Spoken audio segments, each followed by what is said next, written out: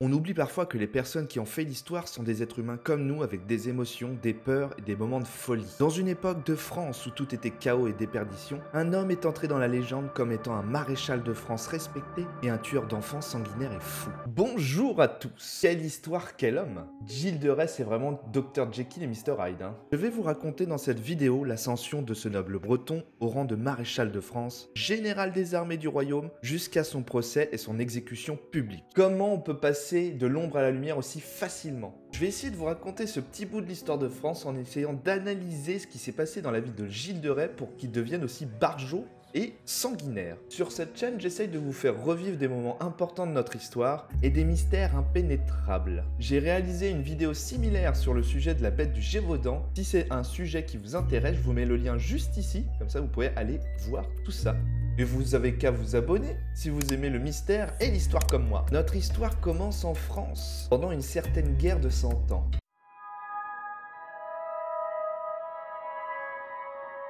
Deuxième phase de la guerre de 100 ans en France. Les Anglais et les Français se bagarrent pour la couronne de France. Je vais essayer de vous expliquer simplement la guerre de 100 ans en quelques mots. Ça se passe entre 1337 et 1453. Pas vraiment 100 ans, mais ça fait mieux un chiffre rond. La guerre de 100 ans, c'est plusieurs grandes familles anglaises et françaises qui se bagarrent pour la couronne de France. Ça a duré plus de 116 ans, et ce fut une des périodes de France les plus tristes. Imaginez-vous vivre dans un pays qui est en guerre constamment. J'aimerais pas. On va s'attarder sur un personnage du moment, un jeune seigneur qui vit dans le duché de Bretagne. À l'âge de 15 ans, Gilles de Rais hérite de plusieurs châteaux et domaines dans la région du sud de la Bretagne, dans le pays nantais. Gilles est élevé dans un catholicisme très costaud. Certains parlent d'un ado aventureux et cruel. Notre homme aime se battre et va rapidement voir dans cette guerre de 100 ans un moyen d'assouvir ce besoin de bataille et de gloire. À l'âge de 24 ans, il rencontre le dauphin de France, Charles. Le dauphin n'est pas encore roi de France, car l'Angleterre occupe la moitié du pays. Gilles voudrait être bien vu du futur roi et rêve d'être envoyé sur le champ de bataille contre ces Anglais. Gilles de Rais s'est déjà bien battu contre les Anglais auparavant, ce qui lui permet d'avoir le titre de seigneur de guerre. Une rencontre va changer sa vie. Une jeune pucelle du royaume veut rencontrer le dauphin, avec le message de Dieu en prime. Toute la cour du dauphin se trouve au château de Chinon, le soir du 25 février 1429. Gilles aussi, il est très interloqué par cette rencontre des plus surprenantes. Le dauphin a une stratégie pour voir si la pucelle ment ou pas. Il se déguise en servant dans la grande salle de réception et met un servant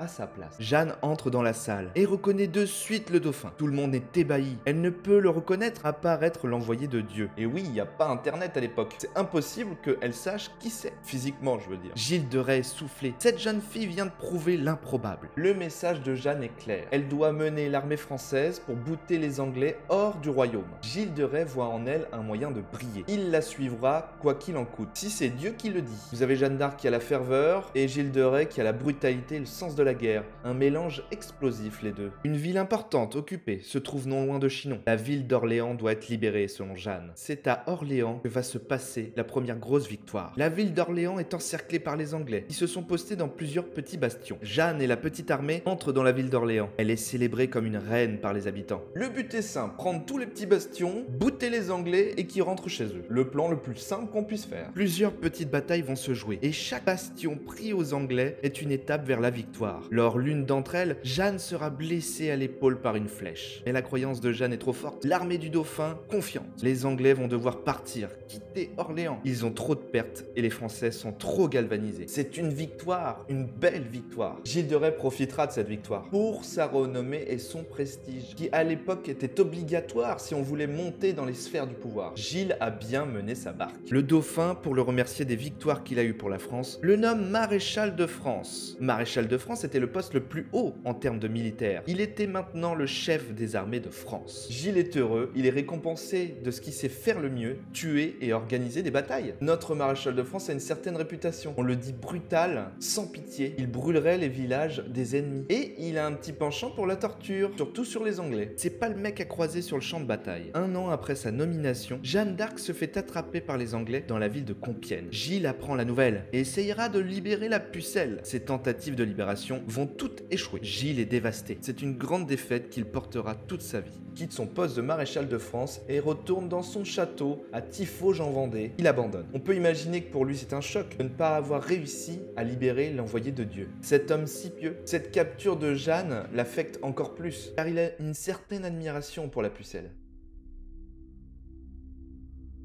Le retour de Gilles de Rais dans ces terres sera une période très sombre de son histoire. Pendant cette période, Gilles commence à s'intéresser aux arts du spectacle, à l'alchimie et aux sciences occultes. Nous sommes en 1430, l'alchimie est à la mode. Gilles de Rais veut changer du plomb en or, il veut faire la pierre philosophale pour vivre éternellement, c'est les bails qu'il veut faire en ce moment Gilles. Cette pratique l'intéresse au plus haut point, mais malheureusement, il va échouer. Il cherche désespérément de quoi s'occuper, d'oublier cette histoire d'envoyé de Dieu. Après l'échec de l'alchimie, il va se mettre au théâtre. De grands spectacles sont organisés dans ses châteaux. C'est somptueux. Beaucoup d'argent est dépensé. Il voit les choses en grand. Mais ça ne comble pas le vide qu'il a dans son cœur. S'il a un cœur, je ne sais pas. Vous pensiez qu'il avait un cœur ?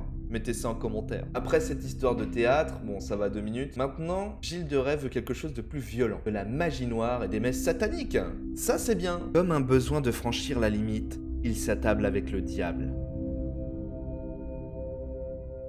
Plusieurs années passent, plus de 10 ans depuis l'arrestation et la mort de Jeanne d'Arc. Des rumeurs, des bruits de couloir se font de plus en plus bruyants. Des enfants disparaissent sur les terres de Gilles de Rais. Beaucoup d'enfants. Ça fait assez de bruit pour finir dans les oreilles des plus puissants que lui. Le duc de Bretagne et le clergé se réunissent pour parler du cas Gilles de Rais. Ça sent pas bon pour le noble Gilles. Le 15 septembre 1440, des hommes du duc de Bretagne, Jean V, arrêtent l'ancien maréchal de France et l'accusent de sorcellerie, d'hérésie et de meurtre d'enfants. Le pire à l'époque, d'être accusé d'hérésie à cette époque-là, c'est le pire qui peut arriver. L'hérésie, c'est de ne pas avoir respecté les doctrines et la discipline de l'Église. La chute de l'ancienne gloire française va être terrible. Gilles de Rais est transféré dans une prison à Nantes. Les interrogatoires du prévenu commencent. Le baron nie tout en bloc. C'est une machination qui a été construite pour le faire tomber. Pourquoi pas ? Mais maintenant, il faut avancer des preuves. Gilles de Rais a une attitude rebelle. Il sera interrogé plus de 8 fois sans qu'il n'avoue ce qu'il a fait. Sur le terrain, ces châteaux sont inspectés et plusieurs os humains ont été retrouvés calcinés. L'interrogatoire va monter d'un cran quand les rabatteurs de Gilles de Rais sont mis à la torture. Et les 2 rabatteurs vont tout avouer. Les messes sataniques, le kidnapping d'enfants, les meurtres orchestrés par Gilles de Rais. On parle de plus de 140 enfants tués. Bon après, sous la torture, je pense que plein de gens seraient prêts à dire n'importe quoi pour qu'on arrête.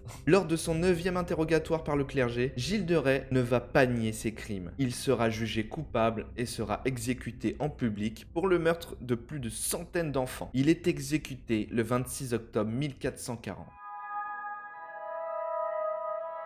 Cette conclusion n'est que mon avis sur le sujet. Elle n'engage personne à penser pareil. Ce qui m'a vraiment intéressé dans cette histoire, c'est vraiment l'analyse qu'on peut faire de la période et de comment un maréchal de France puisse vriller à ce point et devenir le pire tueur en série de Français. C'était la guerre de 100 ans. Et tout le monde baignait un petit peu dans une certaine brutalité et violence qui devait sûrement être la norme. Gilles de Rais ne s'est pas réveillé du jour au lendemain en se disant « je vais tuer des enfants ». Non, il a toujours été comme ça. Depuis son enfance, Gilles a toujours été montré comme brutal et sanguinaire. Quand il est entré dans l'armée, son métier n'était rien d'autre que de tuer des gens. Et plus il tuait de monde, plus il était récompensé. Un vrai petit paradis pour tueur en série. Quand sa raison d'être a disparu, Jeanne d'Arc, il s'est retranché dans sa folie et a continué à tuer jusqu'à la mort. Quelle bien triste fin. Le mec était au top en maréchal de France, il devient pire tueur en série de France. Zou. La pente descendante. J'espère que cette histoire vous a plu. N'hésitez pas à vous abonner à la chaîne, moi ça me motive à me faire encore plus de vidéos pour vous. Je vous dis à très vite pour une nouvelle histoire mystérieuse.